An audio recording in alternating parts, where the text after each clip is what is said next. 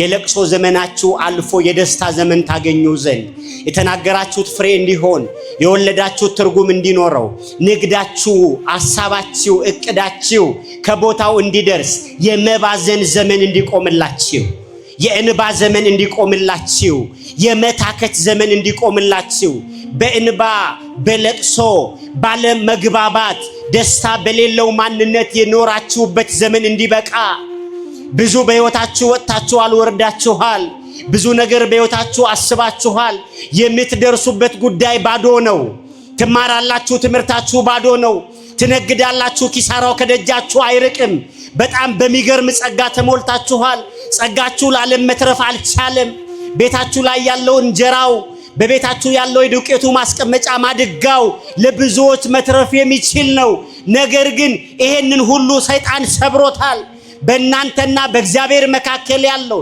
በእኛና በእግዚአብሔር መካከል ያለውን ድልድይ ሰይጣን ከቆረጠው በጣም ቆይቷል ስለዚህ ሁላችንም ምንመላለስበት ብዙ የህይወት ምዕራፍ አለ የምንወጣ የምንወርድበት ብዙ የሚያታክት የህይወት ምዕራፍ አለ እናስባለን ሲነጋ ተስፋ አለን ሲመሽ ተስፋ አለን ይሄ ተስፋ የሚደረስበት ደቂቃና ሰዓቱ መች እንደሆነ አይታወቅም ስለዚህ ለመኖር ከምን ጓጓው በላይ ምን ነው ቢበቃን ምን ነው በቃ ቢለኝ እገሌ እንደሞተ ብሞት የገሌ ዘመን የኔ ቢሆን የገሌ መከራ የኔ ቢሆን የቤታችንን በጎነት እግዚአብሔር ለቤታችን የተወውን መልካምነት ሰይጣን ጋርዶብን በሌላ ሰዎች ህይወት በሌላ ሰዎች ደስታ በሌላ ሰዎች በረከት መቅናት ከጀመርን በጣም ቆይተናል እባካችሁ የመከራው ዘመን ይበቃችኋል እባካችሁ የስጋቱ ዘመን ይበቃችኋል እባካችሁ ይሄ ከንቱ የሆነ ደረስኩበት እያላችሁ ባዶ የምትሆኑበት ዘመን እባካችሁ ይበቃችኋል የምትባዘኑበት ከንቱ ዘመን ይበቃችኋል እባካችሁ ከቀዳችሁ ውጭ መኖር ከተፈጠራችሁበት ዓላማ ውጭ መኖር ወጣት ሆነ ለማኝ ወጣት ሆነ ሽማግሌ ሆነ ደግሞ ከዚያ ወርደ ከንቱ ከዚህ ዘመን ይበቃችኋል ባለትዳር ሆኖ ባዶነት ከዘመድ መሃል እየኖሩ መነጠል በክርስቶስ ህብረት በመቅደስ ውስጥ እየኖሩ ተስፋ መቁረጥ ይሄ ለክርስቲያን የተጻፈ ሕግ አይደለም ኃጢአት ከእግዚአብሔር ጋር ያለንን የልጅነት መንፈስ ይለያል ኃጢአት በቤት የገባውን በረከት ጠርጎ ያወጣል ኃጢአት ያለ ዕድሜ ያስረጅሃል ኃጢአት በጠላቶች መካከል አሽከር ያረጋል ኃጢአት ከበጎነት ያርቀሃል ኃጢአት በመንደሩ መካከል የተጠላ የተረገምክ ያረጋል ኃጢአት በመንደር ብሩክ ትሆናለህ የዘራኸው ብሩክ ይሆናል ያሰብከው ብሩክ ይሆናል ሐሳብ ብሩክ ይሆናል ልጆች በመንደሩ የተወደዱ ይሆናሉ ሚስት በሰፈሩ ያማረች ትሆናለች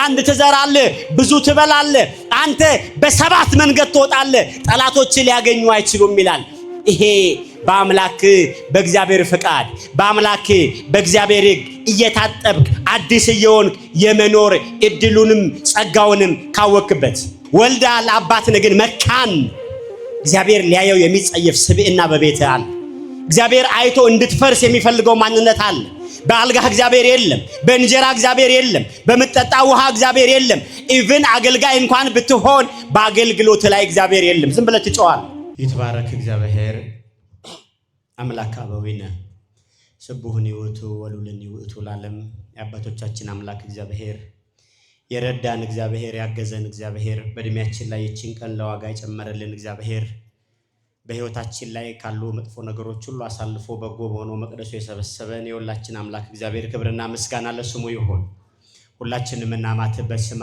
አብ አይሰማም ድምጻችሁ በስመ አብ አራ በስመ አብ በሉ በስመ አብ ወወልድ ወመንፈስ ቅዱስ አሃዱ አምላክ አሜን እጅግ የተከበሩ አባታችን መላከ ምሕረት ቆሞስ አባ ጽጌ የዚህ ደብረ ዋና አስተዳዳሪ የዚህ ሁሉ መንጋ ባላደራ ጠባቂ ተወዳጁ መምህራችን መጋቤ ሃይማኖት መምህር ቤተ ማርያም የዚሁ ደብረ ስብከተ ወንጌል ክፍል ኃላፊ ክቡራን የዚህን ዓለም ጣዕም ረስታችሁ በክርስቶስ ፍቅር ተቃጥላችሁ በዚህ ሰዓት ላይ ከዓለም አሰራር ተለይታችሁ በምንኩስና ሕይወት የምትገኙ በአውደ ምሕረቱ የምትገኙ ክቡራን አባቶቻችን እንዲሁም ሰባኪያነ ወንጌል እጅግ የምንወደው ዘማሪ ወንድማችን ሙዓዘ ስብሐት ዳግማዊ ደርቤ እንዲሁም ተወዳጁ ዘማሪ ወንድማችን በዜማ ዕቃ የሚያገለግለን ወንድማችን ዳንኤል የወጣትነት ዘመናችሁን ለእግዚአብሔር አሳልፋችሁ የሰጣችሁ የደብሮ የሰንበት ትምህርት ቤት አባላት በዚህ ምሽት ሰውን ከመስማት በላይ እግዚአብሔርን በመስማት የሚገኘውን ረፍት ፈልጋችሁ በዚህ የቅድስና የምህረትና የቸርነት አደባባይ የተገኛችሁ በመንገዳችሁ ሁሉ እግዚአብሔር መንፈስ ቅዱስ እያገዛችሁ በጻድቁ ደጅ የተገኛችሁ አባቶች፣ እናቶች፣ እህቶችና ወንድሞች የመንግስተ ሰማያት ምልክት የሆናችሁ ሕፃናት በእግዚአብሔር ሰላም ሁላችሁም እንደምን አመሻችሁ። እስቲ እግዚአብሔር እየረዳው ያመሸ ብቻ ይናገር። እንደምን አመሻችሁ። እግዚአብሔር ነው ቀኑን ያሳልፈልኝ፣ እግዚአብሔር ነው ይህንን ሰዓት በበረከት የሰጠኝ የሚል ድምጹን ከፍ አድርጎ ይናገር። እንደምን አመሻችሁ፣ እንደምን ቆያችሁ፣ እንደምን ሰነበታችሁ።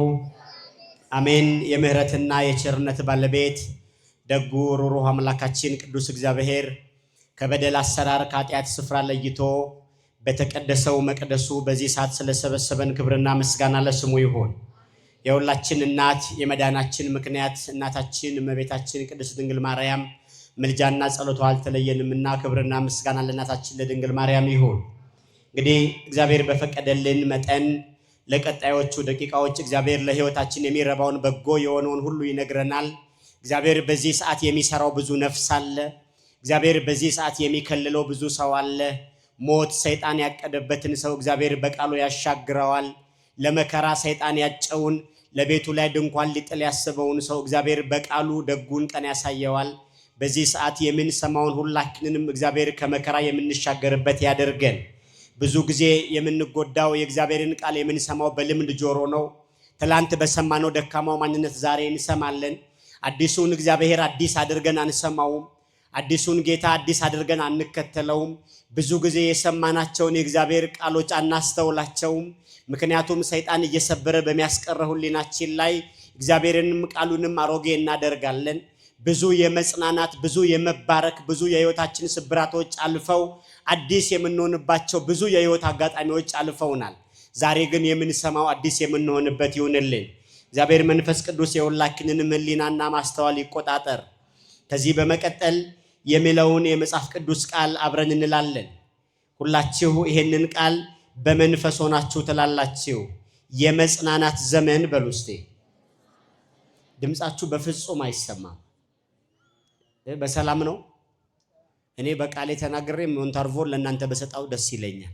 እስቲ ሁላችሁ ተናገሩ። የመጽናናት ዘመን በሉ እንዲሆንላችሁ ንስሐ ግቡ።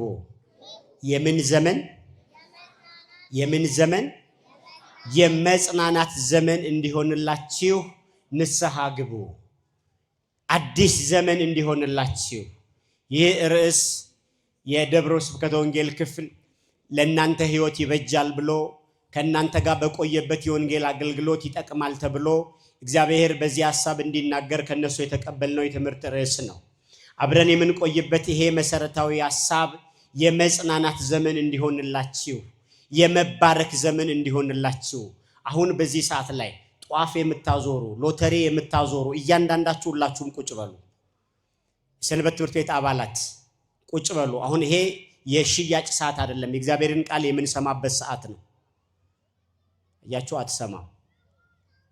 እሺ፣ አጠገባችሁ ሲመጡ ቁጭ ብላችሁ ተማሩ በሏቸው። አንድ ጊዜ ተረጋግተን ብዙ አላቆያችሁም፣ ጥቂት ደቂቃ ነው አብረን የምንቆየው። ይሄ የማይመለከተው ክፍል የለም። የክርስቶስ እንደራሴ የሆኑት የደብራችሁ አስተዳዳሪ እንኳን ቁጭ ብሎ እየሰሙ ነው የእግዚአብሔርን ቃል። ስለዚህ በዚህ ሰዓት ላይ ለማንም መዋከብ የተፈቀደ አይደለም። አሁን ሁሉም የሚሰማበት ሰዓት ነው። ምክንያቱም እግዚአብሔር ሲናገር የማይመለከተው አካል የለም። ሁላችንም የምንሰማውን ለሕይወት ያደርግልን።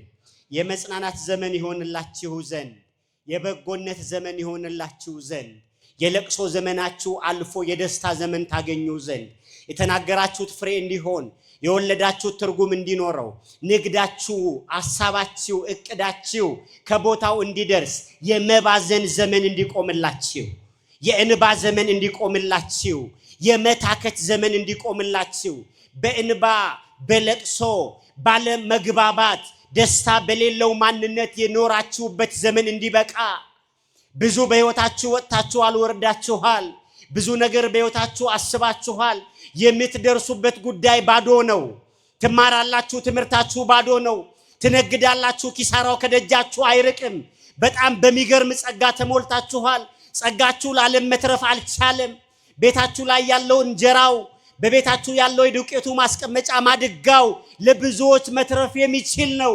ነገር ግን ይሄንን ሁሉ ሰይጣን ሰብሮታል። በእናንተና በእግዚአብሔር መካከል ያለውን በእኛና በእግዚአብሔር መካከል ያለውን ድልድይ ሰይጣን ከቆረጠው በጣም ቆይቷል። ስለዚህ ሁላችንም የምንመላለስበት ብዙ የህይወት ምዕራፍ አለ።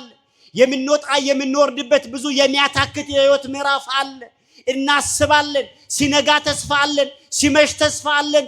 ይሄ ተስፋ የሚደረስበት ደቂቃና ሰዓቱ መች እንደሆነ አይታወቅም። ስለዚህ ለመኖር ከምን ጓጓው በላይ ምን ነው ቢበቃን፣ ምን ነው በቃ ቢለኝ፣ እገሌ እንደሞተ ብሞት፣ የገሌ ዘመን የኔ ቢሆን፣ የገሌ መከራ የኔ ቢሆን፣ የቤታችንን በጎነት እግዚአብሔር ለቤታችን የተወውን መልካምነት ሰይጣን ጋርዶብን በሌላ ሰዎች ህይወት፣ በሌላ ሰዎች ደስታ፣ በሌላ ሰዎች በረከት መቅናት ከጀመርን በጣም ቆይተናል። ታዲያ ዛሬ በዚህ ዘመን የምንገኝ ሰዎች ያሳለፍነውን ያንን ነገር ትላንትና ሐዋርያቱ በነበራቸው የአገልግሎት ዘመን ብዙዎቹ አሳልፈውታል። የክርስቶስን ወንጌል እየሰሙ አሮጌዎች ነበሩ። ነጭ እየለበሱ የጠቆሩ ነበሩ። እየወለዱ መካኖች ነበሩ። እያወቁ ምንም የማያስተውሉ ነበሩ። እግዚአብሔር ምሕረቱን ዘርግቶ ቤታቸው ላይ እግዚአብሔር እጁን ሊያስገባ እግዚአብሔር በቤታቸው በሕይወታቸው ላይ ትርጉም ያለው ኑሮ እንዲኖሩ የእግዚአብሔር ፍቃድ ነበር። ትርጉም ያለው ማንነት እንዲጎበኛቸው የእግዚአብሔር ሐሳብ ነበር። ግን እግዚአብሔር የሚናገረውን እንዳይሰሙ ሰይጣን አብዝቶ በጆሮአቸው፣ በህሊናቸው፣ በነፍሳቸው ላይ ጥቁር ድንጋይ ያስቀምጦባቸው ነበር። ታዲያ በዚያ የሐዋርያቱ የአገልግሎት ዘመን ላይ በዚህ በሐዋርያቱ ሥራ ምዕራፍ 3 ከቁጥር 19 እስከ 21 ባለው ሐሳብ ላይ እባካችሁ የመከራው ዘመን ይበቃችኋል፣ እባካችሁ የስጋቱ ዘመን ይበቃችኋል፣ እባካችሁ ይሄ ከንቱ የሆነ ደረስኩበት እያላችሁ ባዶ የምትሆኑበት ዘመን እባካችሁ ይበቃችኋል፣ የምትባዝኑበት ከንቱ ዘመን ይበቃችኋል፣ እባካችሁ ከዕቅዳችሁ ውጭ መኖር፣ ከተፈጠራችሁበት ዓላማ ውጭ መኖር፣ ወጣት ሆነ ለማኝ፣ ወጣት ሆነ ሽማግሌ፣ ሽማግሌ ሆነ ደግሞ ከዚያ ወርደ ከንቱ፣ ከዚህ ዘመን ይበቃችኋል። ባለትዳር ሆኖ ባዶነት፣ ከዘመድ መሃል እየኖሩ መነጠል፣ በክርስቶስ ህብረት በመቅደስ ውስጥ እየኖሩ ተስፋ መቁረጥ፣ ይሄ ለክርስቲያን የተጻፈ ሕግ አይደለም። እግዚአብሔር ይሄንን በሜዳን ስርዓት ውስጥ ያጠረውን ህዝቡን አይደለም ዛፍ በሚበቅልበት አባቶች ባሉበት ይቅርና በምድረ በዳ ድንጋዩን ውሃ ያደረገ ሲመግብ እናቀዋለን። ከሰማይ ተከፍቶ ወትሮ በዝናብ የምናቀው ሰማይ ነገር ሁሉ ተቀይሮ የሰማዩ ዝናብ መና ሲያርከፈክፍ እናቃለን። ያመኑ ሰዎች የሚኖሩት በዚህ አጥር ውስጥ ነው። ያመኑ ሰዎች የሚኖሩት በዚህ አይነት በጎ ህብረት ውስጥ ነው። ታዲያ የምናቃት ሰማይ ትላንትና መና ስተወርድ ነበር። ዛሬ ግን ክርስቲያኑ ተርበዋል። ዛሬ ግን ቤት ላይ እንጀራ ኖሮ ተርበሃል። ዛሬ ግን ቤት ላይ ውሃው ኖሮ ተጠምተሃል። ስለዚህ ይሄን ዘመን፣ ይሄንን ጉዳይ፣ ይሄንን ፈተና ትላንትና እነዚያ ሰዎች አሳልፈውታል። ሐዋርያቱ ለወንጌል ወደ እነሱ ስፍራ በሄዱ ሰዓት ላይ እንደዚህ ብለው ይነግሯቸዋል። ትላንትና የነበረው የመከራ ዘመናችሁ እንዲቆም፣ ትላንትና የከረማችሁበት የስቃይ ዘመን እንዲያበቃ፣ ትላንትና የነበራችሁበት የሞት ምዕራፍ እንዲዘጋ አሁን እግዚአብሔር መጽናናትን እንዲያደርግላችሁ፣ አሁን እግዚአብሔር በበጎነት እንዲመለከታችሁ፣ አሁን እግዚአብሔር በጉድለታችሁ መካከል ላይ ይናገር ዘንድ፣ እግዚአብሔር መከራ በበዛው ትዳር ላይ እንዲናገር፣ ማደግ ባልቻሉት ልጆች ላይ እግዚአብሔር እንዲናገር፣ ፍሬ ባጣህበት ንግድህ ላይ እግዚአብሔር እንዲናገር፣ በመድኃኒት ትግል በምትኖርበት ዕድሜህ ላይ እግዚአብሔር እንዲናገር ሐዋርያቱ እንደዚህ ያሉ፣ የመጽናናት ዘመን ይሆንላችሁ ዘንድ፣ የመታከም ዘመን ይሆንላችሁ ዘንድ፣ የሕይወታችሁ ምዕራፍ አዲስ ይሆን ዘንድ፣ ይሄ የችግር ጥቁር የመልበስ የስቃይ ዘመናችሁ ያበቃ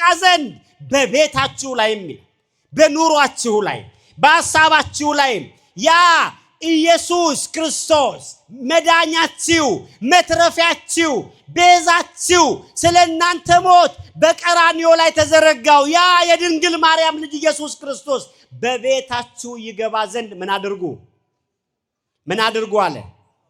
ሁላችሁ ተናገሩ። ምን አድርጉ? ንስሐ ግቡ። እስቲ ሁላችሁ በሉ ምን አድርጉ? ሁላችሁ በመንፈስ ተናገሩ። ምን አድርጉ? እስቲ ድገሙት። ሁላችሁ ምን አድርጉ? ንስሐ ግቡ። የመጽናናት ዘመን ይሁንላችሁ ዘንድ ኢየሱስ ክርስቶስ በቤታችሁ ይገባ ዘንድ በሐሳባችሁ ይገባ ዘንድ የመከራው ዘመን ያበቃ ዘንድ ትጽናኑ ዘንድ ቀናትሉ ዘንድ ችግሩ ያልፍ ዘንድ ንስሐ ግቡ። ክርስቲያኖች ንስሐ በሰውና በእግዚአብሔር መካከል የተቋረጠውን ድልድይ የሚቀጠልባት የእግዚአብሔር መስመር ነች። ንስሐ ባዶነት ወደ ማግኘት የሚቀየርባት ድልድይ ነች። ንስሐ ማለት አሮጌው ማንነት አዲስ የሚሆንበት ቀለም ነች።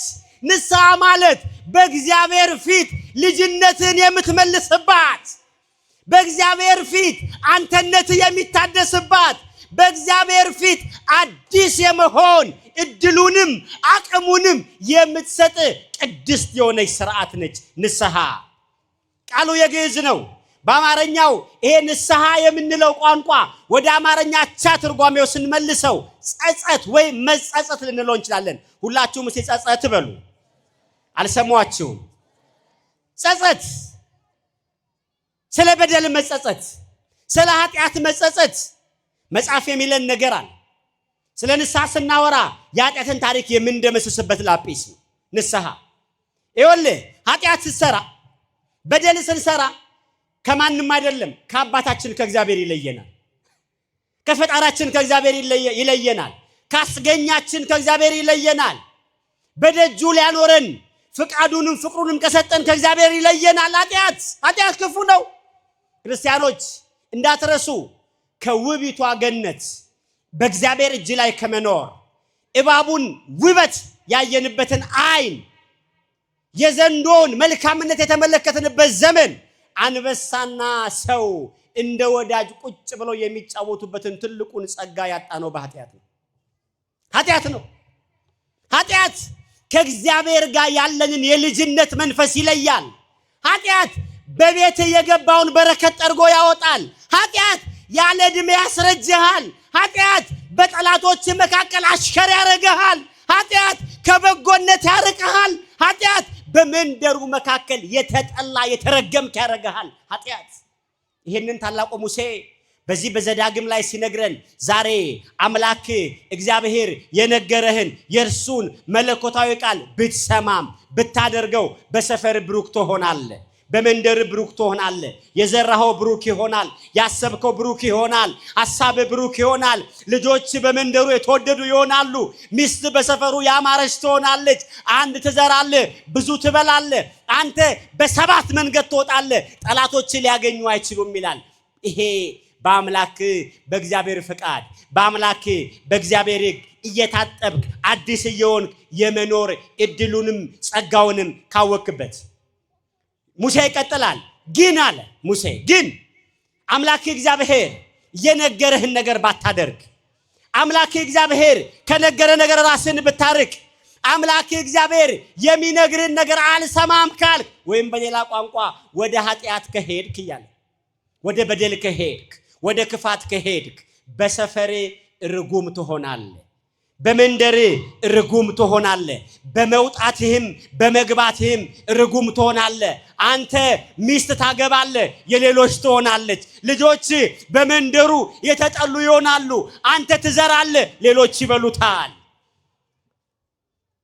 ስለዚህ የምታየው ነገር አንተ በአንድ መንገድ ትወጣለህ፣ ጠላቶች በሰባት መንገድ ወደ አንተ ይመጣሉ። ለምን? ከአምላክ ከእግዚአብሔር ጋር ስለተለያየ። ሙሴ ይሄንን ምዕራፍ ሲዘጋ እንደዚህ ይላል። እስቲ ሁላችሁ ይሄንን ቃል በልባችሁ ታኖሩት ዘንድ ከኔ ጋር አብራችሁ በሉ። አይኖች በሉ እስቲ እባካችሁ ድምጻችሁን አይኖች በሉ። ከሚያዩት ሲድገሙት ምን ከሚሉት ነገር የተነሳ እብድ ትሆናል። ምን ትሆናል? አረ ተናገሩ። ምን ትሆናል? እብድ ትሆናለህ። ከምታየው ነገር የተነሳ ታብዳለህ። ኃጢአት ይሄ ነው። ኃጢአት ያሳብዳል፣ ትዳርን ይነሳል፣ የቤትን በረከት ይወስዳል፣ ማንነትን ባዶ ያደርጋል። ኃጢአት በጸጋ እንድትኖር አያደርግም። ወልዳል አባት ነህ ግን መካን። እግዚአብሔር ሊያየው የሚጸየፍ ስብዕና በቤትህ አለ። እግዚአብሔር አይቶ እንድትፈርስ የሚፈልገው ማንነት አለ። በአልጋህ እግዚአብሔር የለም፣ በእንጀራ እግዚአብሔር የለም፣ በምትጠጣ ውሃ እግዚአብሔር የለም። ኢቭን አገልጋይ እንኳን ብትሆን በአገልግሎት ላይ እግዚአብሔር የለም። ዝም ብለህ ትጮኻለህ። ለዚህ ነው ሙሴ አምላክ እግዚአብሔር የነገረህን ስማ፣ አምላክ እግዚአብሔር የሚነግርህን ልብ ብለህ ስማ፣ አምላክ እግዚአብሔርን ስማ። እግዚአብሔርን የሚሰማ ሰው ከበደል ይርቃል። እግዚአብሔርን የምንሰማው ከበደል ለመራቅ።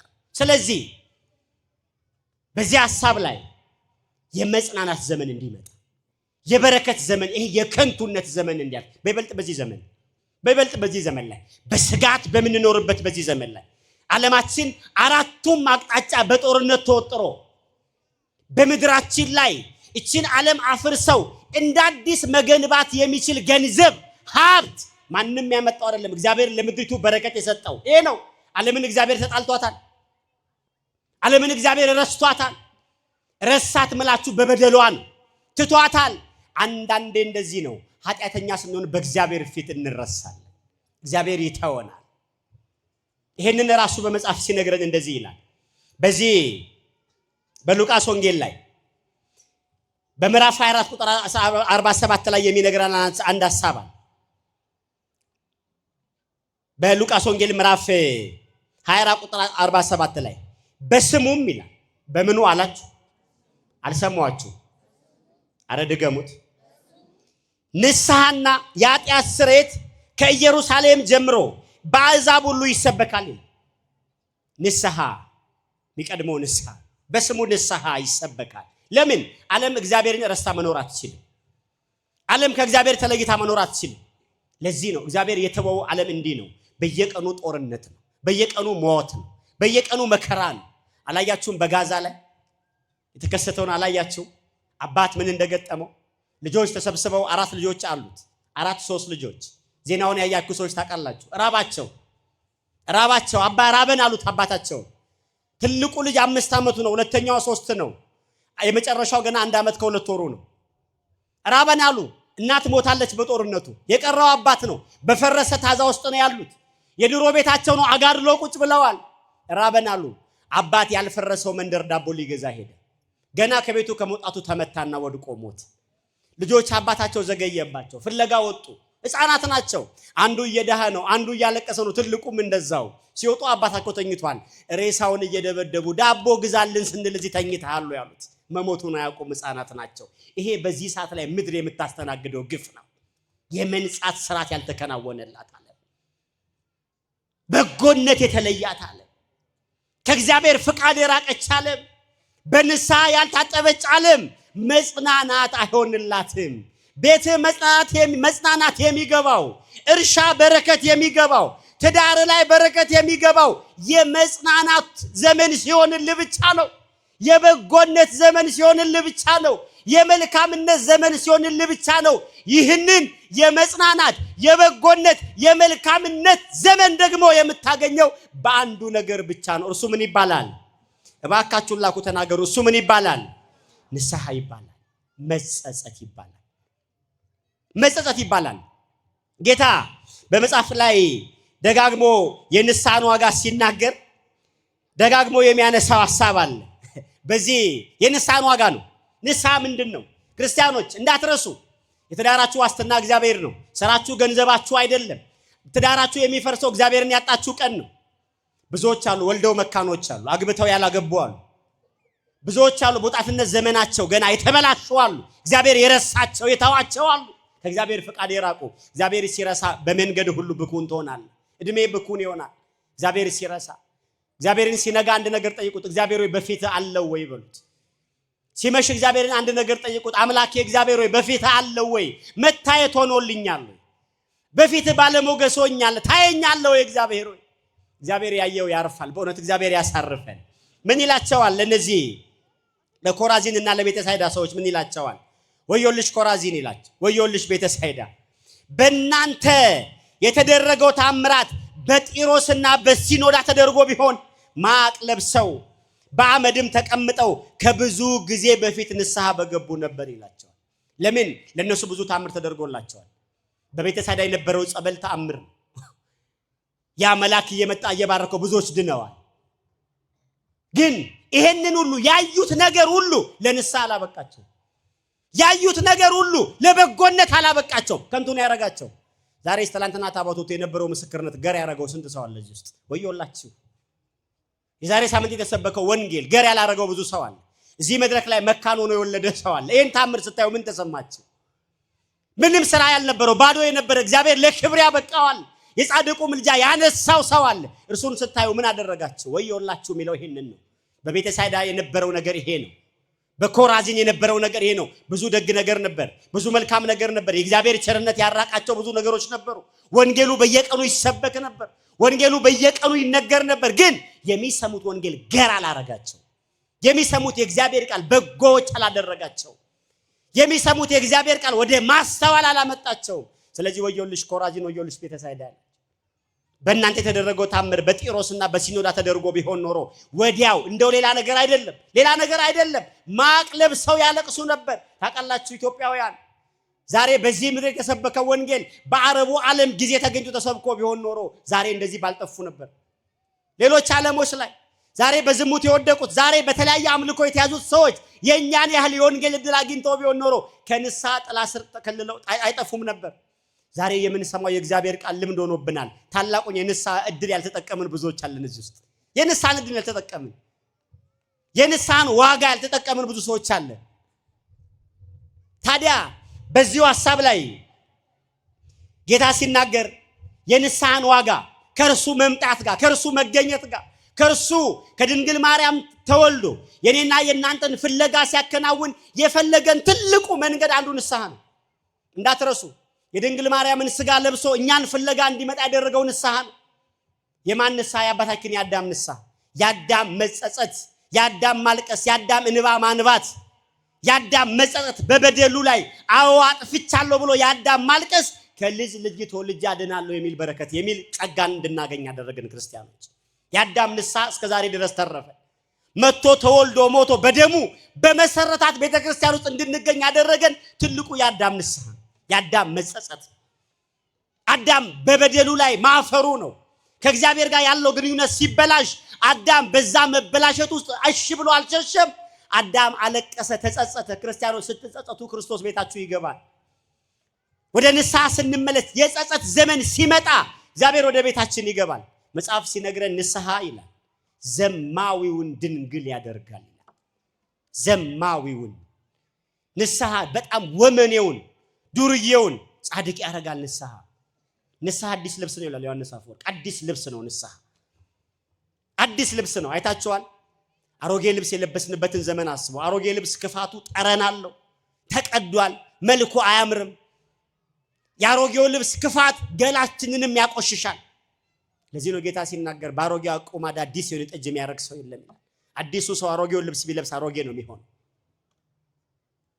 ግን የቱንም ያህል ቆሻሻ እንኳን ብንሆን አዲሱን ልብስ ስንለብስ ቆሻሻችን እንኳን አይታይም። ይሄ ማለት ንስሐ ማለት ነው ክርስቲያኖች።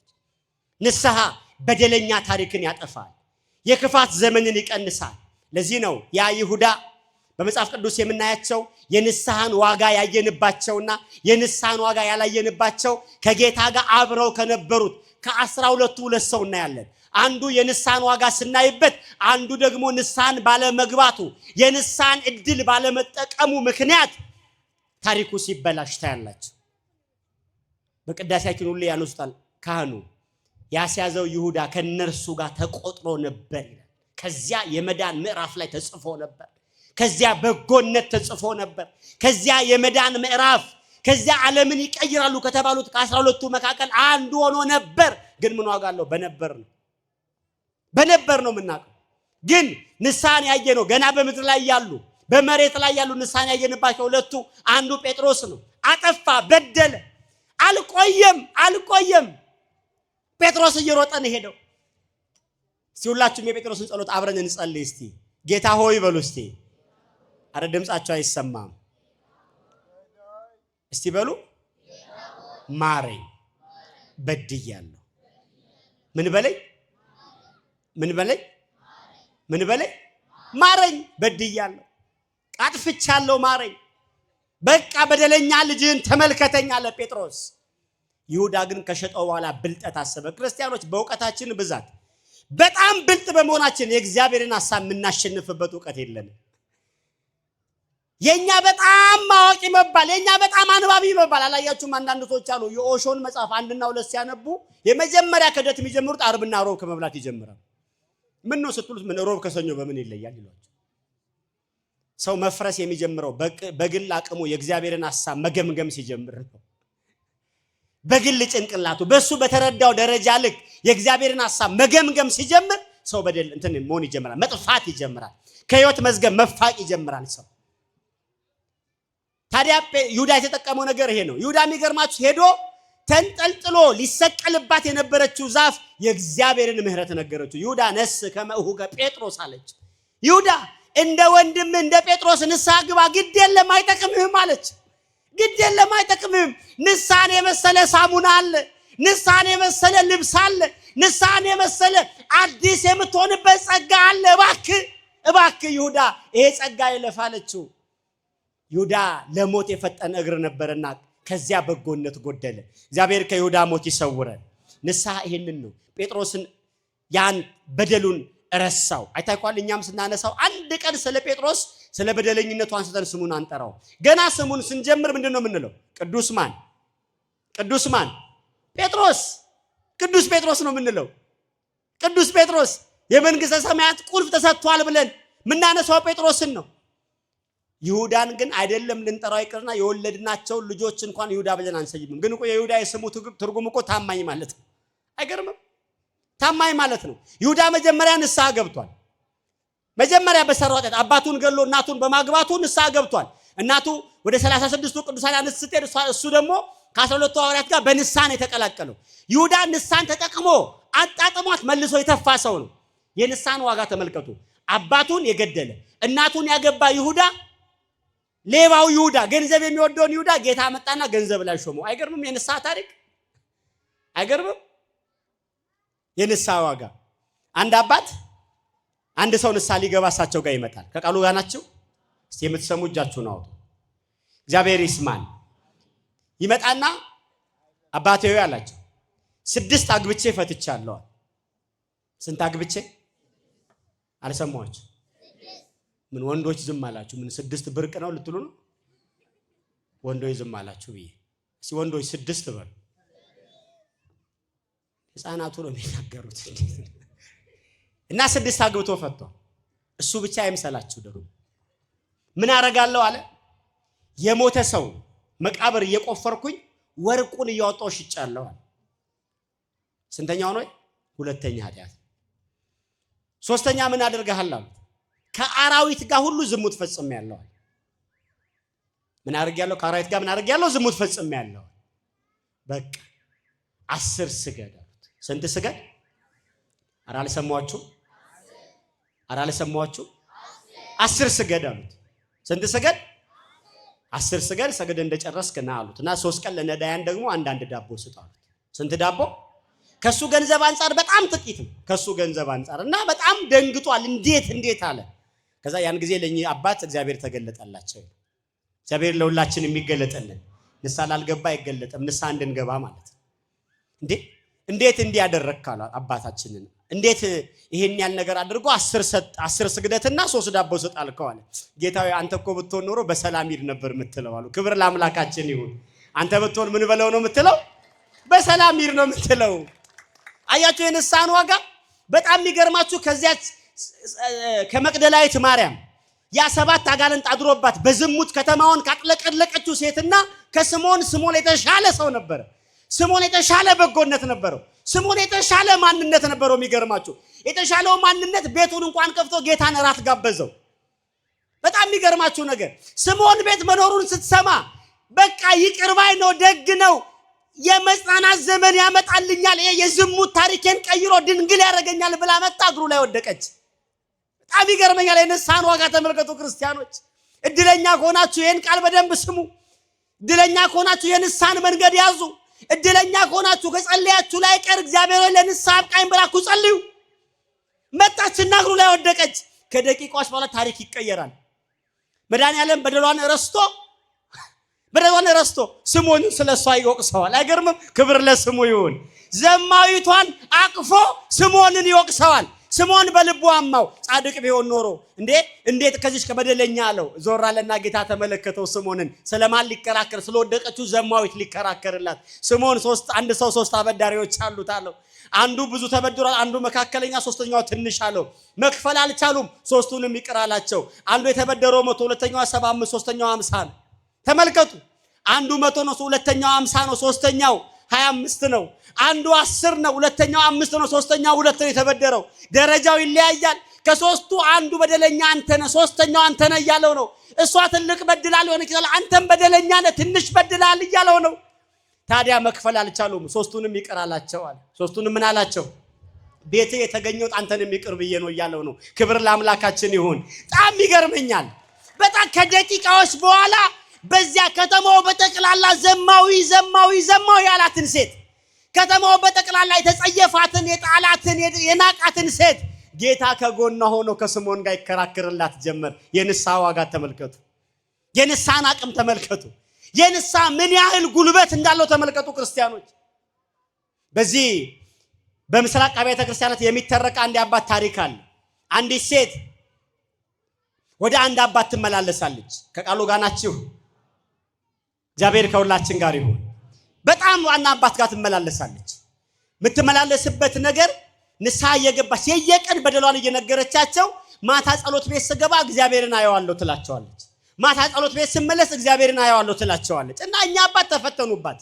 በየቀኑ እግዚአብሔርን እንዴት አየዋለሁ ትለኛለች አሉና እስቲ አንቺ እግዚአብሔርን የምታዩ ከሆነ አሉ፣ አንቺ እግዚአብሔርን የምታዩ ከሆነ አንድ ጥያቄ ልጠይቅሽ። ትላንትና እኔ ለእግዚአብሔር አንድ ነገር ነግሬዋለሁ። የነገርኩት ነገር ምን እንደሆነ ጠይቂውና ነገ ስትመጪ ዘሽልኝ ነው ያሏት። ለምን ሁል ጊዜ በመጣች ቁጥር ንስሐ ገብታ እግዚአብሔር ይፍታሽ ከተባለች በኋላ አባ ማታ እኮ ጸሎት ቤት ቆሜ እግዚአብሔር ይመጣ ትላለች። እግዚአብሔር በቤታችን ይምጣልን። ኧረ አሜን በሉ። እግዚአብሔር በቤታችን ይምጣ። እግዚአብሔር በጎጆአችን ይምጣ። እግዚአብሔር መረጋጋት ባልቻለው እድሜያችን እግዚአብሔር ይምጣ። በምን ባዘንበት የወጣትነት ዘመናችን እግዚአብሔር ይምጣ። እግዚአብሔር መጣ አለቻቸው። ለምን? ለመገላገል ብለው በቃ በየቀኑ እንዳትላቸው ብለው። በማግስቱ እንዲሁ የሰርክ ሰዓት ላይ ነው ሰተት ብላ መጣች። እቺ ጉደኛ መጣች ደግሞ ምን ልትለኝ ነው ብለው ገና እንዳገኟት ነው መስቀል አሳልመዋት እግዚአብሔር ይፍታሽ ካሏት በኋላ ምን ይሏታል መልሰው? እግዚአብሔርን አገኘሽው እንዴ አሏት። አዎ አባ አገኘሁት። ትላንትና ምን አወራን ብሎ ነገረሽ አሏት። እዛ ጋር ጮት እየሆነባት ህፃናቱን ከልክሏቸውና ቃሉን ስሙ እና ምን ብለው ይመልሱላታል? ምን ብላ ትመልሳለች? እግዚአብሔርን ማታገኘሽ? አዎ አገኘሁት። አዎ አባቴ አገኘሁት። እና ከኔ ጋር ምን እንዳወራ ነገረሽ እንዴ አሏት። አዎ ነገረኝ። ደነገጡ። አባ ምን ብሎ ነገረሽ? አዎ አባትሽ ትላንትና ንስሐ ገብተዋል። ኃጢአታቸውን ምን እንደሰሩት ግን ረስቼዋለሁ አሉ። ክብር ለአምላካችን ለእግዚአብሔር ይሁን። ኃጢአቱን ምን ብየዋለሁ? አረ ነገሩ ምን ብየዋለሁ? አባ ይሄን ሲሰሙ ወደቁ። አባ እኔ እኮ የበደልኩትን አልረሳሁትም። እሱ ተበድሎ ግን ምን ብሏል? አረ ነገሩኝ ተበድሎ ምን ብሏል? አንተ ስትዘሙት የጎዳኸው አምላክህን ነው። ያረከስከው መቅደስ ሰውነትህን ነው። ያረከስካት ነፍስ ክርስቶስ የሞተላት ነች። አንተ በዋሸ ሰዓት፣ አንተ በቀጠፍክ ሰዓት፣ አንተ ባጠፋ ሰዓት የበደልከው አምላክህን ነው። እርሱ ግን ንስሐ በገባ ደቂቃ ኃጢአትን ይረሳል። ክብር ለስሙ ይሁን። በእውነት በደልን የሚረሳ ኃጢአትን ይቅር የሚል ለዚህ ነው ቤተክርስቲያን በቅዳሴው በእያንዳንዱ አዋጅ ላይ መንግስተ ሰማያት ቀርባለችና ምን በሉ? አረ ንገሩኝ ምን በሉ? ንስሐ ግቡ ትላለች። ክርስቲያኖች ንስሐ ከእግዚአብሔር ጋር ያለን ነገር የሚስተካከልበት ሰው ነው። በረከት የምትፈልጉ ሰዎች ንስሐ ግቡ። ትዳራችሁ እንዲረጋጋ የምትፈልጉ ሰዎች ንስሐ ግቡ። ወጣትነታችሁ ከንቱ የሆነባችሁ ሰዎች ንስሐ ግቡ። ብዙዎቻችን የምንፈራው ነገር ይሄንን ነው። ምንፈራው ገና ወጣት ነኝ፣ ምን ዛሬ ንስሐ በገባ ነገ ምን እላለሁ? አጠፋለሁ። ምን ባሌም ነገረኛ ነው ይላል። ባልም ሚስት ደግሞ ምን ትላለች? ባልም መልሶ ምን እሷ ያለች ምን ንስሐ አለ ይላል። አንዳንድ ሰው ደግሞ ኃጢአት ሲሰራ ገና ሐሜት ሊያማ እንደው ሐሜት አይሆንብኝ ብሎ ደግሞ ንስሐ ኃጢአት ይሰራል አለ አይደለም? የለም አዳማ የለም ምን ሐሜት አይደለም። እኔ ለሱም ቢሆን ነግሯል። በቃ ጽድቅ ሲያረገው እኮ ነው። በቃ እንትን ሲያደርገው በቃ አስተያየት እኔ ለራሱም ቢሆን ምነግረው ነገር ነው ይልና ከተፍ ያደርገዋል አለ እኮ እየጾመ ጥብስ የሚጸየፍ ሰው አለ እየጾመ ጥብስ ይጸየፋል ሲያማ ግን እኔ አሜት አይሆንብኝና ይላል እንደዚህ ብሎ ነገር የለም ክርስቲያኖች ለዚህ ነው አባቶቻችን ከእግዚአብሔር ጋር ያለን ድልድይ እንዳይሰበር ሲፈልጉ ሲፈቱን እንደዚህ ይላሉ ስናውቅ በድፍረት ይላሉ እስቲ ሁላችሁም ስናውቅ በሉ በምን ሳናውቅ በምን አያችሁ ለምን መሰላችሁ እንደዚህ የሚሉን ከእግዚአብሔር ጋር ተለያይተን በረከት እንደማይኖረን ስለሚያውቁ ከእግዚአብሔር ጋር ተለያይተን ሰላም እንደማይኖረን ስለሚያውቁ ነው ከእግዚአብሔር ጋር ተለያይተን በጎ ነገር ቤታችን እንደማይገባ ስለሚያውቁ አውቀን በምን ሁላችሁ በመንፈስ ተናገሩ አውቀን በምን ሳናውቅ በምን ማን ይቅር እንዲለን እግዚአብሔር ይቅር እንዲለን ለምን አንተ ካህኑ ለዓለም በከመ ሲመቱ ለመልከጼዴቅ የአባቶቻችን ክህነት የአሮን ክህነት አይደለም የአሮን ክህነት ይዛችሁና እግዚአብሔር ሆይ ባክፍታው ብለው ነው የሚለምኑት የምልጃ ነው የአዲስ ኪዳኑን ክህነት ግን አማናዊ ክህነት ነው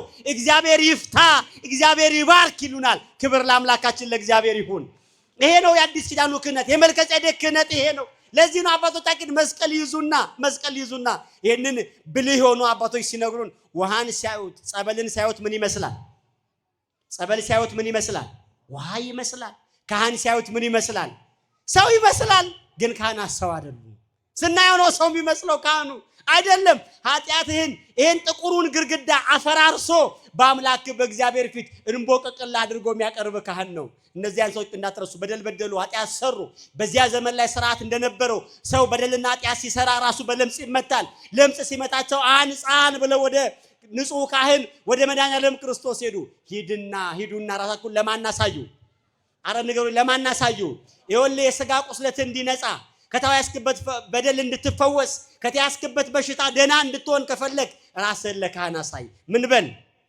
ምን በል ንስሐ ግባ ንስሐ ሳትገባ ንግድ እንዳትጀምር ንስሐ ሳትገባ ትዳር እንዳትጀምር ንስሐ ሳትገባ እቅድ እንዳትጀምር መጀመሪያ ከእግዚአብሔር ጋር ያለ ግንኙነት ይስተካከል በዛሬ ንስሐ በገባ ነገ በላሻለሁ ብለህ እንዳታስብ እግዚአብሔር ሲምርህ ያልሰለቸህን አንተ ለመናዘዝ ለምን ትሰለቻለህ እግዚአብሔር ይቅር ሲለን ሳይደክመው እኛ ለመናገር ለምን እንደክማለን ንስሐ በአምላክ በእግዚአብሔር ፊት አጥፍቻለሁ ልጅ ነኝ ብለህ የምትወድቅባት ጸጋ ነች ንስሐ አጥፍቻለሁ አባቴ ሆይ በድያለሁ ጌታዬ ሆይ ብለህ የምትወድቅባት እድል ነች ንስሐ እድል ነች ሁሌ የማትገኝ እድል ነች ስለዚህ ክርስቲያኖች ያለ ንስሐ ከእግዚአብሔር ጋር አንድ መሆን አንችልም ያለ ንስሐ ለምን በደለኛ አይደለም ብሎ የሚያስብ ሰው የለም አለ እንዴ ንገሩኝ አለ እንዴ እንዴት ክርስቲያኖች ባንናገር በምን እንስታለን በሐሳብ እንበድላለን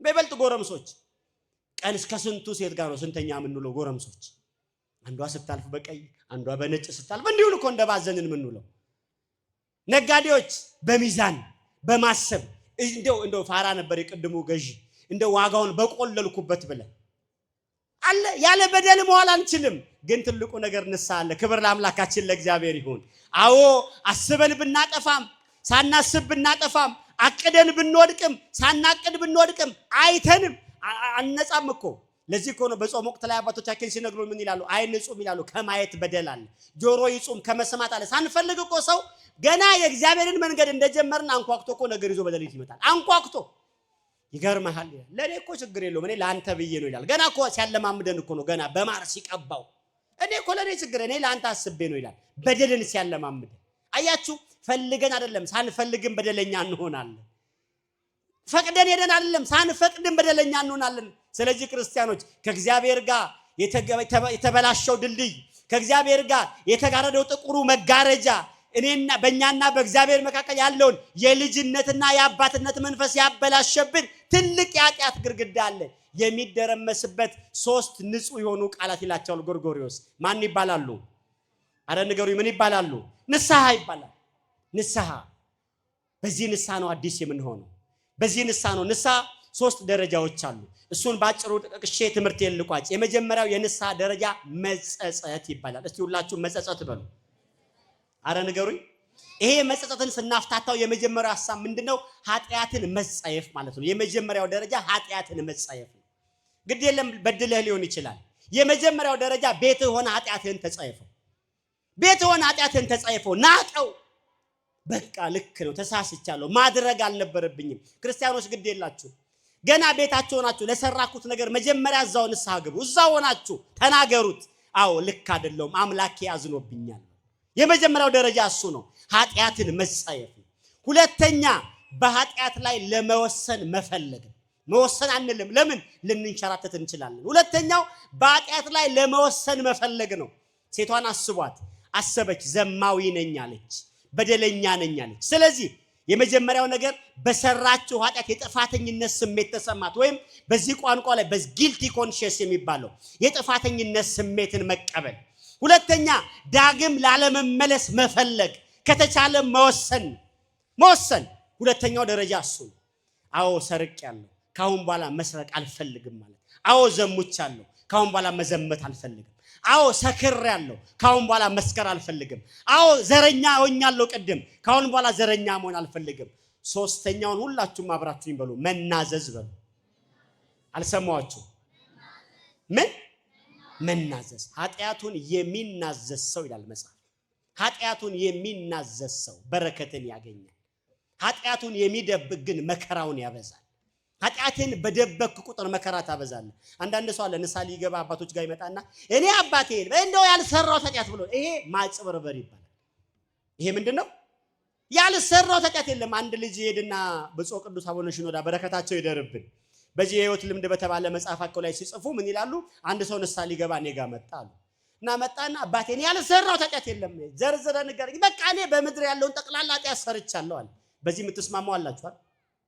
እኔ ኃጢአተኛ ነኝ። እቺ የሰይጣን ትትና ትባላለች። ከዛ ሳቆጥ ባንክ ዘርፋል አሉት። አረ ማን አደርሶኝ አለች። ሰምታችሁኛል? አረ ንገሩኝ።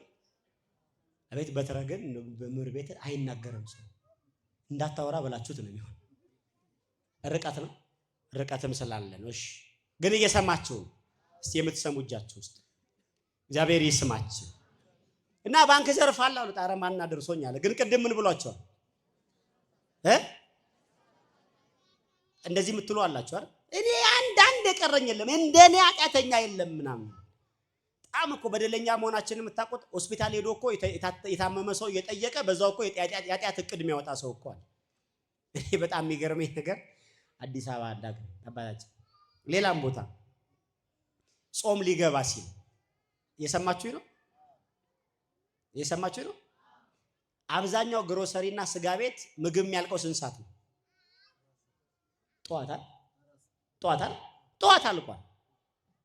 ጠዋት አልቋል። በጣም የሚገርማችሁ ነገር ምን ሊገባ ስለሆነ እንዴ? ካሁን በኋላ ምድሪቱ ላይ ስጋ ሊጠፋ ነው እኮ የሚባለው።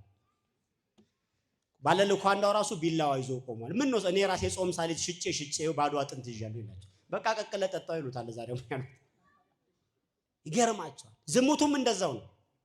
እኔ ማቃስ ወጣቶች አሉና ጓደኛን ታገኛታለህ? አይ ጾም ስለሆነ አላገኛትም። ምን ስለሆነ አላገኛትም? እንዴ ምን ነው ፈራችሁ?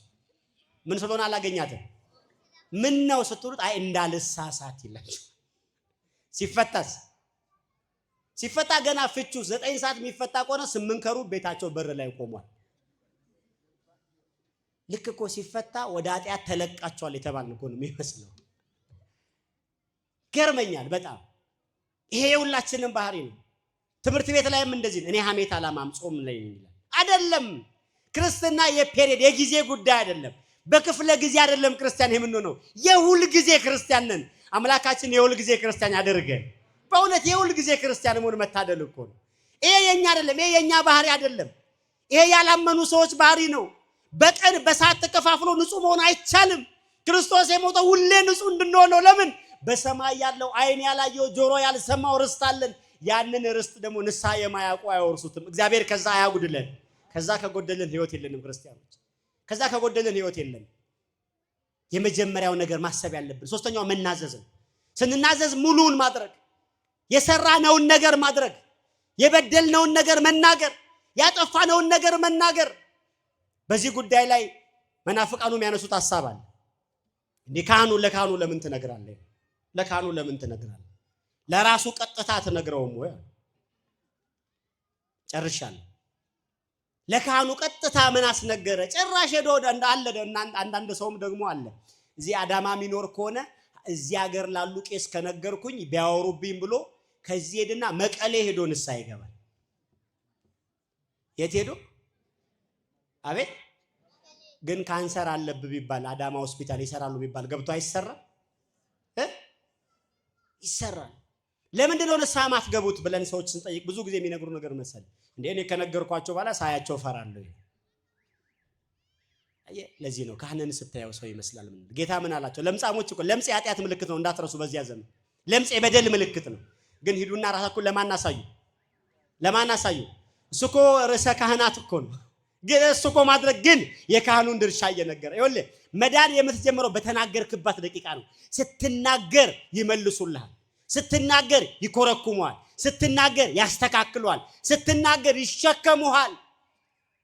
ስትናገር የዛን ቀን መጽሐፍ የሚለን ነገር አለ። ካህናቱን ስንጠራቸው አይንተ እግዚአብሔር ነው። የዛን ቀን በስጋ አይን አይደለም የሚሰሙ፣ በስጋ ጆሮ አይደለም የሚሰሙ፣ የዛን ቀን በመንፈስ አይን ነው የሚሰሙ።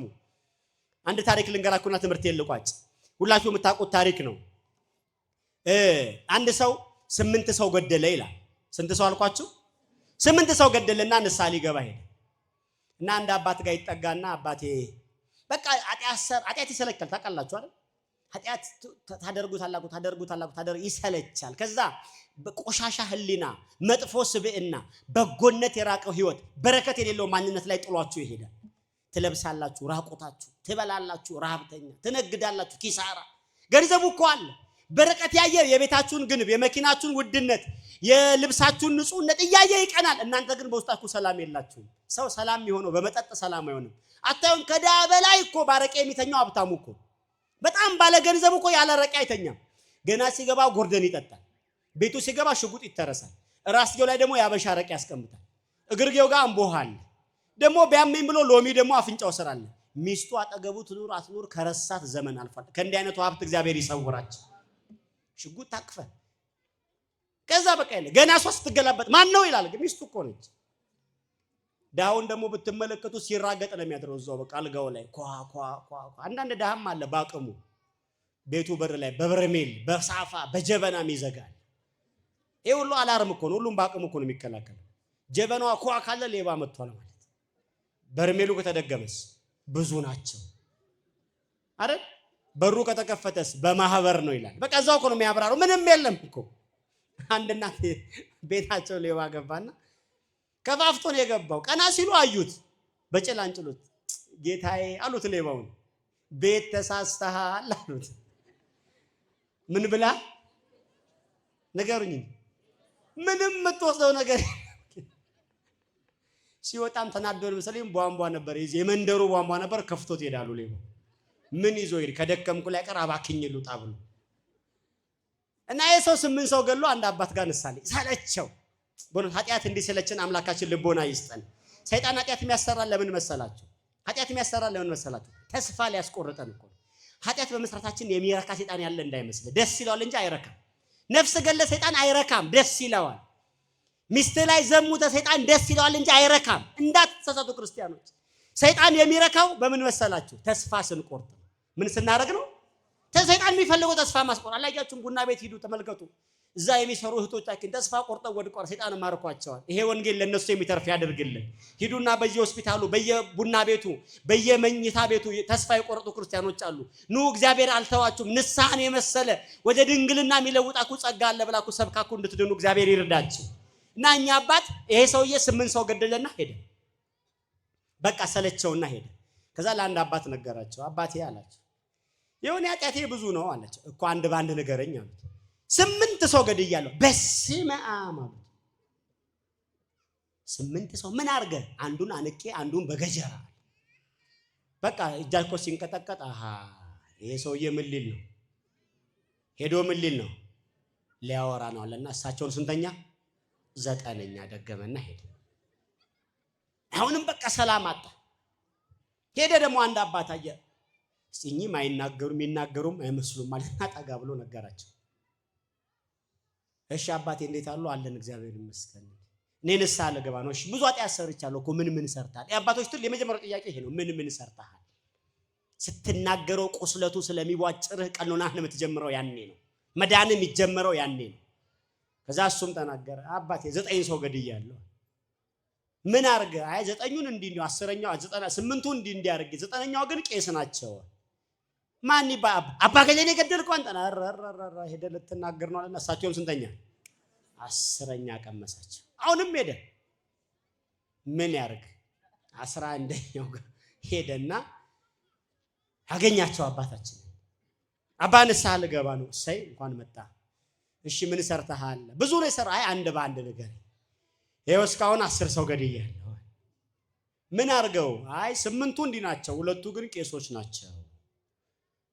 ቄሶች ናቸው። አይ ደግ አረክሽ አሉት። ስንተኛ ላለመሆን ነው? ስንተኛ ላለመሆን? ታዲያ 2 ቄስ ገሎሳቸውን በምን ይምራል? ከዛ ሰሙትና አይ ምንም አንተ እኔ ካንተ በፊት እኮ 20 ሰው የገደለ ሰው መጥቷል። ሰውየውንም ረስቼዋለሁ ደግሞ አስታውሱ 20 ሰውየውን ከጠቆሙ እኔም እንዳይጠቆሙኝ ብሎ ፈርቶ ነው። ሰውየውንም ረስቼዋለሁ እግዚአብሔርም ረስቶለት አሁን ጥሩ ሰው ነው እየኖረ ነው አሉት። አይ ጥሩ አሉት። በቃ ቀላል ነው ያንተ ኃጢአት ብለው ወደ ምን ይዞት? ወደ አንድ ገደል ይዘውት ሄዱ። እስቲ እዚች ሰር አንድ የሆነች ቃልሽ ኮዳ ነገር አለች እሷን ጥያት ነው ታወጣልኛለህ ከዛ ከኔ ጋር ሆነህ ስግደት ሰጣሃለሁ አሉት። እሺ ብሎ ዘሎ ገባ ጉድጓድ ውስጥ። በገመድ ነው የወረደው። ቀስ አድርገው ገመዱ ምን አደረጉበት? ምን አረጉበት? ሳብ አረጉ። ከዛ አባ ገመድ ላኩ እንጂ አለ። ቆይ አሉት። የሰማችሁ ነው? ሰውየው የት ነው? ገደሉን ጮክ ብላችሁ ነው የምታወሩት። ገደል ውስጥ ነው ሰውየው። መጀመሪያ አባ ያለው ሰውዬ መልሶ ሰውየው ማለት ጀመረ። እንዲህ ነው ኃጢአት ሲወጣልህ እየጮክ ነው የሚወጣልህ። ሰውየው አትልክም ልውጣ አንተንማ እነሱን አለ እነሱን አንዱን በቆንጨራ 8ቱ 7ቱን በቆንጨራ አንዱን በገመድ ነው 2ቱም በጩቤ ነው አንተንማ ጠብሳለሁ አለ። እዛው ውስጥ ነው የሚያወራው። ያው ትጠብሳለህ እያሉ አባ የመጀመሪያ ቀን ሲሳደቡ አለ። መጨረሻ ላይ ሰው ሲሳደብ ሲል መጨረሻ ምን ይላል? ምን ይላል? ይደክማል። ስጋ ነውና ይደክማል። ደከመው። እዛው ዋሻ ውስጥ ተኛና እንቅልፍ ወሰደ። ምሽት ላይ ሄዱና ትንሽ እፍኝ ቆሎና አንድ ኮዳ ውሃ ላኩለት። ከዛ እቺ ለኔ አለ። እዛው ነው ከቻልክ በላ ካልቻልክ ተው ብሎ ጥሎት ሄዱ። ሌሊት ላይ እኩለ ሌሊት ላይ ራቦ ምን ያርግ? ቆሎዋን ማርማር እያለችው በላ፣ ውሃውንም ጠጣ። ነጋ። ስንተኛ ቀን? አቤት 2ኛ ቀን ጠዋት ላይ ግዴል እኔ አልገልህም። እሺ በሌላ ሰው በኩል አሁን ለውጥ አለ የለም? ለውጥ አለ የለም? በሌላ ሰው በኩል እሺ ገመዱን ላክን እኔ አልገልህም፣ በእውነት አልገልህም፣ ይኸው ማርያምን አልገልህም ማለት ጀመረ። ለውጥ አለ የለም? ትላንት ምን ነበር ያለው? ምን ነበር? እዘለዝልሃለሁ ነበር። አሁን ምንድነው? አልገልህም። ማታ ላይ ሄዱና ምን ሰጡት? ቆሎ እና ምን ውሃ። አሁን ምግቡን ሲያስተካክል ምኑ እየተስተካከለ መጣ? ጉልበት ኃይለኝነቱ እየሰከነ መጣ። አያችሁ አባቶቻችን የሚሰጡን ቀኖና በዚህ መልኩ ነው። አትብላ ሲሉ ያንተን ምሳ ፈልገው እንዳይመስል፣ መጠጥ አቁም ሲሉ ያንተን ሳኮ ሊጋቱ ፈልገው እንዳይመስል። ምን ሰራው በዚህ ውስጥ ስለሆነ ነው። ብቻህን ተናገረ። በደመና ቃል መጥቶልህ ነው የምትሰራው። አታየው? ንስሐ ቤርግ እንትን ምንድነው የገስት ሃውስ ላይ ይገባል፣ ንስሐ ይገባል። በማግስቱም ያው ነው እሱ። አባቶቻችን የሚሰሩን 3 ቀን 4 ቀን እያለ በአራተኛው ቀን ምን አላቸው መሰለህ? እሺ የሚነበብ ነገር ስጡኝ አላቸው። ምን የሚል ነገር ስጡኝ? ያኔ መጽሐፍ ቅዱስ ሰጡት። መጽሐፍ ቅዱስን ሳይፈልግ ምን ይሰራል? ጉርገደል ነው። ወደ ላይ ይሞክራል፣ ይዋጠጣል፣ ይወድቃል፣ ደካክማል። አራተኛው ቀን ላይ የሚበላት ትንሽ ነች፣ የሚጠጣት አንድ ኮዳ ውሃ ነች። በቃ ሌላ ነገር የለው። መጽሐፍ ቅዱስ ማንበብ ጀመረ። ይሄኛው ደግሞ ብዙ አንብቤው ሌላ ተቀያሪ አምጡልኝ አለ። ከዛ ቀጥሎ መዝገበ ጸሎት ሰጡት። 6ኛው ቀን ላይ ደርሷል። መዝገበ ጸሎቱን ሲያነብ ቀጥሎ መጽሐፍ ቅዱስን ሲያነብ ከዛስ መውጣት ትፈልጋለህ አሉት። 6ኛው ቀን ላይ አዎ አለ። በቀን 10 ስገድ አሉት። በቀን ስንት ስገድ? አረ እንደውም 50 አረጋዋለሁ አለ። 4 ሲሰግድ ሲወድቅ የደከመ ገላ ነው እያለ 14 ቀን ቆየ። በ14ኛው ቀን አባ ውሃና ኮዳ ይዘው ሲወርዱ እሱ ደመና ላይ ቆሟል። ምን ላይ ቆሟል? አባ ይፍቱኝ አላቸው። እስቲ ሁላችሁም አባ ይፍቱኝ በሉ። እስቲ ድገሙት። እስቲ በደንብ በመንፈስ ድምጣችሁን ከፍ አድርጋችሁ አባ ይፍቱኝ በሉ። አባታችን እግዚአብሔር ይፍታ በሏቸው። በእውነት ልክ አባ ምን አሏቸው? እግዚአብሔር ይፍታ ሲሉት በሮ ሄደ። ክብር ለአምላካችን ለእግዚአብሔር ይሁን። 10 ነፍስ 8 ምዕመናንን 2 ቄስ የገደለውን 2 አባቶች መነኮሳትን የገደለው ግለሰብ በ14 ቀን ጸሎት፣ ትግስት ማድረግ፣ መረጋጋት፣ መስገድ ከ14ኛው ቀን በኋላ ምን ሆነ? ሰውየው ክንፍ አውጥቶ በረረ። የዚህን ጸጋ ለሁላችን ይስጠን። ንስሐ እንድንገባ አምላካችን እግዚአብሔር ይርዳን። የሰማነውን ለሕይወት ያደርግልን። ንስሐ ገብተን እንድንሰራ አምላካችን እግዚአብሔር ይፍቀድልን። 3 ደቂቃ ልጠቀም። ትሰሙኛላችሁ? ሰሙኛላችሁ? እስቲ የምትሰሙ እጃችሁን አውጡ። ትምህርቴን ጨርሻለሁ። እግዚአብሔር ከሁላችን ጋር ይሁን። እኔ በማገለግልበት በዚህ በደብረማዊ ቅዱስ ሚካኤል ካቴድራል አዲሱ ሚካኤል አዲስ አበባ ላይ ሐሙስ ዛሬ መምህር ቤተ ከረጅም ጊዜ በፊት ያሳዘኝ ጉባኤ ነው። ሐሙስ ዕለት እኔ መውጣት አልችልም፣ የትም አላገለግልም። ዛሬ ነው እዚህ የመጣሁት።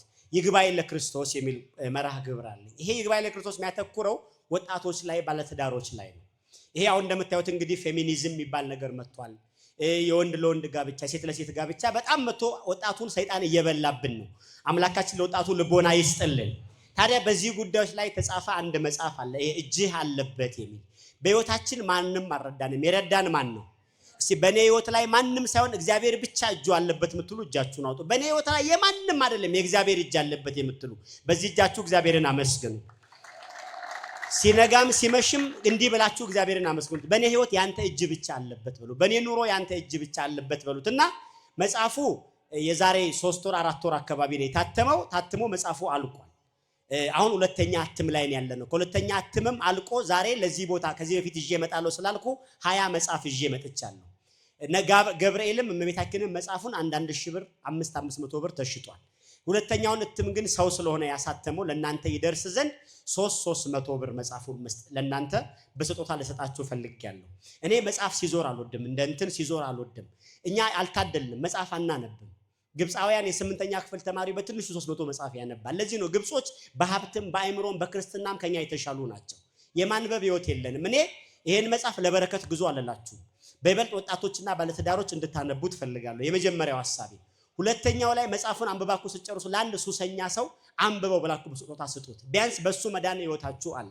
ሆስፒታል ስትሄዱ ብርቱካንና ሙዝ ከምትይዙ ይሄን መጽሐፍ ይዛችሁ ሂዱ፣ እንዲያነቡላቸው አድርጉ። እስር ቤት የምታውቁት ሰው የለ ይሆናል፣ ግን እስር ቤት ሂዱና ይሄን መጽሐፍ አንብባችሁ አንብብ ብላችሁ ስጡት።